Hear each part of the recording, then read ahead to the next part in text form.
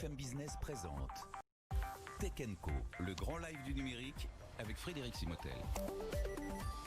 Tech & Co ce soir, il va être évidemment beaucoup question, et même uniquement question des élections américaines et de l'impact, l'influence sur le monde de la tech.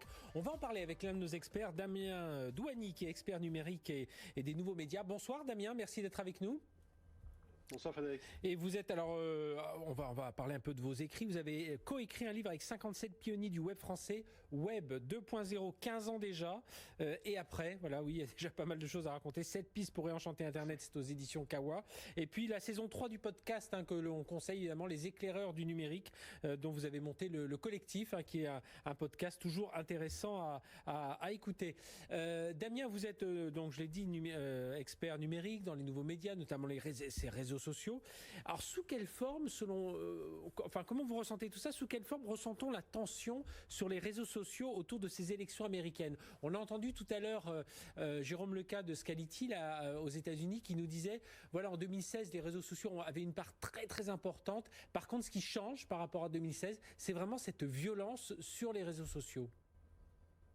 Alors déjà de base, les élections américaines en général ont toujours été assez violentes. En général, il y a beaucoup de publicités politiques qui sont faites par chaque camp. Il suffit de regarder plein de séries télé qui existent ou même des documentaires et on voit qu'il y a toujours eu une certaine violence de chaque camp. Ce qui est clair ici, c'est que c'est une élection vraiment de tous les dangers, tant pour les plateformes sociales que pour les partisans de chaque camp, parce que la question de fond qui se pose, c'est l'intégrité des votes et le bon déroulement du scrutin. Et cette notion-là d'intégrité et de bon déroulement a déjà été mise en cause ou en doute, on va dire, par le président actuel. En plus, ce que l'on voit, c'est qu'il y a des partisans, notamment du camp républicain, qui cherchent à intimider l'autre camp et qui le montrent.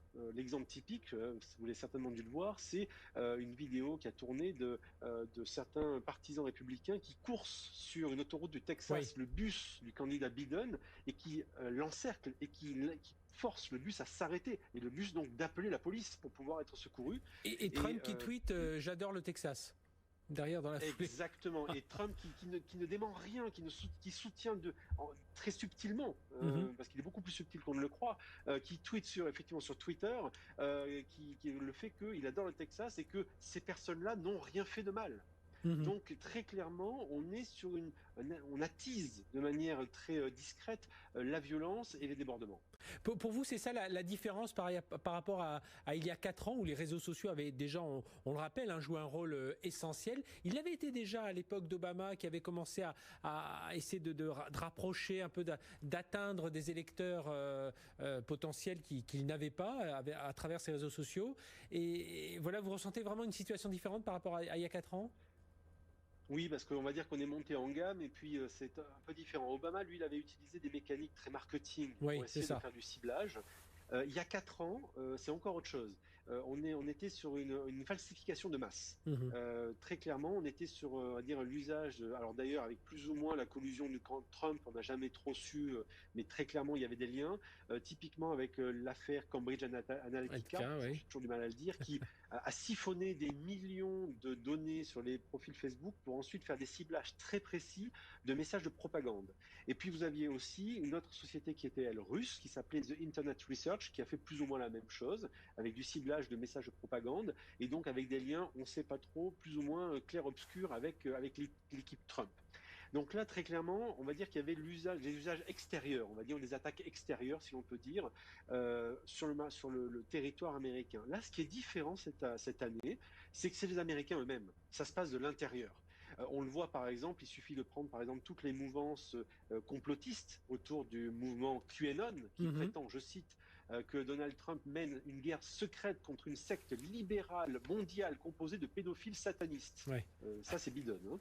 Ou bien l'extrême droite américaine, par exemple, qui fourbit ses armes au sens propre du terme et qui le montre par exemple lors de certains mouvements, enfin de certains rassemblements de Trump, et qui montre des armes lourdes de guerre pour montrer qu'ils sont prêts à en découdre. Donc très clairement, on est dans une situation qui est aujourd'hui quasiment à la frontière de la guerre civile. Mais c'est ce qu'on ressent sur les réseaux sociaux. On ressent un peu cette peur de ce qui peut se passer après. C'est ce qui vous marque, vous, Damien Douani. C'est ça, c'est ce qui me marque d'ailleurs. Alors, il n'y a pas que moi. D'ailleurs, vous prenez par exemple le fondateur de Facebook. le patron aujourd'hui de Facebook, Mark Zuckerberg. Mark Zuckerberg, qui lui aussi a plus ou moins à une époque, il y a 4 ans, soutenu Trump avec une sorte de gentleman agreement, parce que si les démocrates arrivaient au pouvoir, eh bien, on pourrait imaginer qu'il y a un démantèlement potentiel de Facebook. Bref, aujourd'hui, il le dit lui-même, il a peur du débordement violent par l'organisation de groupes qui s'organiseraient sur sa plateforme ou d'autres plateformes et qui pourraient se coordonner. Et très clairement, c'est ce qu'on voit aujourd'hui. Il y a cette crainte-là qui est réelle.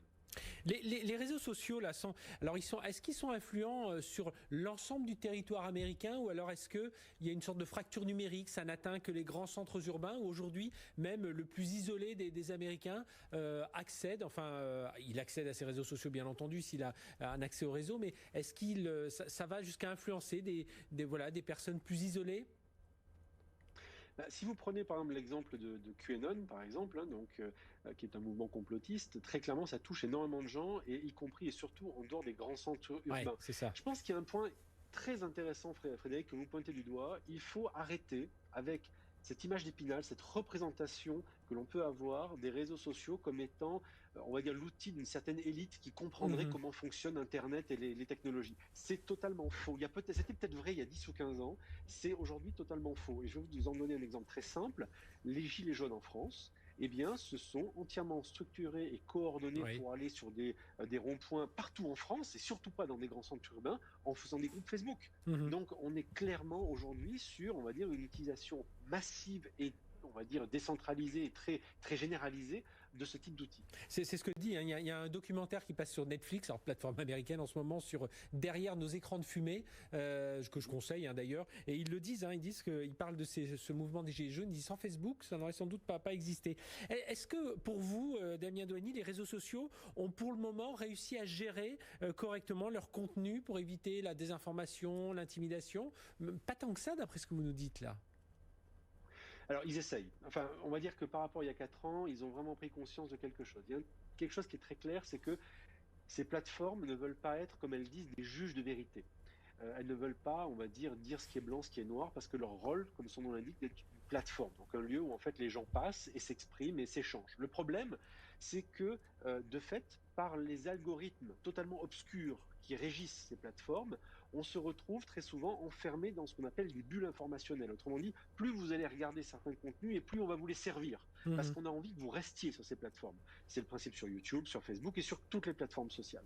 Donc le problème, c'est qu'elles sont quasiment, elles se sont tirées une balle dans le pied par rapport à ces contenus-là, les contenus complotistes, les fake news, etc. Et aujourd'hui, elles essayent de corriger le tir. Elles essayent de faire ce qu'elles peuvent. Le problème, c'est que c'est un peu le pompier pyromane. Donc elles essayent de faire ce qu'elles peuvent aujourd'hui. Alors elles essayent réellement. À la fois, elles ne veulent pas montrer qu'elles font de la censure, mais elles essayent quand même, dans le respect de la loi, de fermer des groupes, de montrer qu'elles savent, on va dire, limiter la diffusion de certaines informations, certaines fake news. Elles renvoient vers des sources officielles. Bref, elles essayent véritablement de jouer le jeu, mais je pense que pour elles-mêmes aussi aujourd'hui, quelque part, elles ont créé un monstre qu'elles n'arrivent plus à maîtriser. Eh bien, merci d'être venu nous parler de tout ça, Damien Douanier. Je rappelle, vous êtes expert numérique des nouveaux médias, et puis la saison 3 de vos podcasts, les éclaireurs du numérique, voilà, à suivre. En tout cas, merci d'avoir été avec nous pour nous éclairer sur ce rôle des réseaux sociaux.